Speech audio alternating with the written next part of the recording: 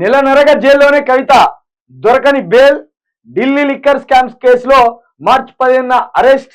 1-2 సార్లు కవితను కలిసిన కేటీఆర్.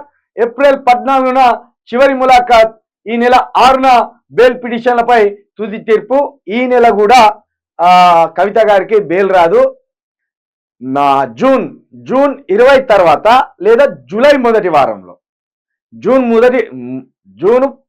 మొదటి వారంలో లేదా జూలై మొదటి వారంలో ఖచ్చితంగా కవితకు బెయిల్ వస్తుంది.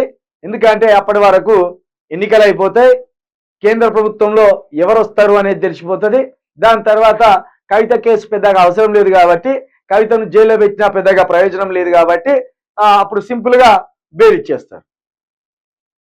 ఇది పెద్ద గందరగోళమైన కేసు ఏం కాదు. పెద్ద ఇందులో ఏదో భూతద్దంలో పెట్టి చూస్తే దొరికే అంత స్టఫ్ కూడా ఇక్కడ ఏం లేదు. పక్కా రాజకీయ ప్రయోజనాల దృష్ట్యా మార్చి 15న అరెస్ట్ చేసేసింది. ఏప్రిల్లో పార్లమెంట్ ఎన్నికలకు సంబంధించి నోటిఫికేషన్ వస్తుందని ఎప్పుడైతే ఊహాగానాలు వచ్చినాయో కరెక్ట్ మార్చిలా ఒక వారం 15 రోజుల ముందు అరెస్ట్ చేసి ఆమెను జైలుకు తరలించారు. పైగా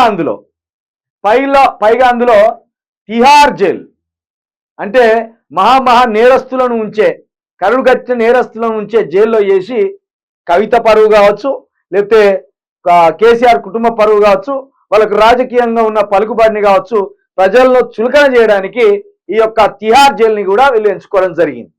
ఎందుకంటే తిహార్ జైలుకు తెలంగాణ నుండి పోయిన మొట్టమొదటి రాజకీయ నాయకురాలిగా కవిత పరువును తీయాలనే ఒక ఉద్దేశంతో తిహార్ జైలుకే మనం పంపించాలనే ఆలోచనను కూడా అటు బీజేపీ కావచ్చు, ఇక్కడ ఉన్న గుంపు మేస్త్రి గారు కావచ్చు, ఇక్కడ ఉన్న వీళ్ళకి సంబంధించిన ఈటాల రాజేందర్ కావచ్చు, ధర్మపురి అరవింద్ కావచ్చు, వీళ్ళందరూ కూడా ఒక ముకుమ్మడి ప్రణాళికతోటి అక్కడ మోడీకి అమిత్ షాకి చెప్పి మరి ఈమె మీద కుట్రబడిన ప్రయత్నం చేసిండ్రు.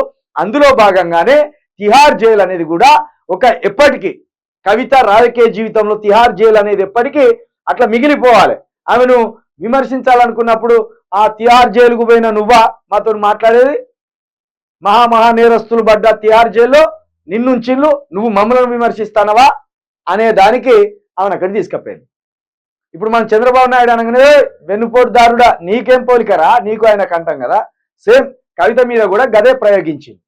కాబట్టి కవితకు జూన్ లేదా జూలైలో బెయిల్ వచ్చే అవకాశం ఉంటుంది. ఇప్పట్లో రాదు. కనీసం 3 నెలలైనా ఆమెను జైల్లో ఉంచి ఆనందం పొందాలనేది అక్కడ ఉన్న వాళ్ళ ఆలోచన కనిపిస్తుంది.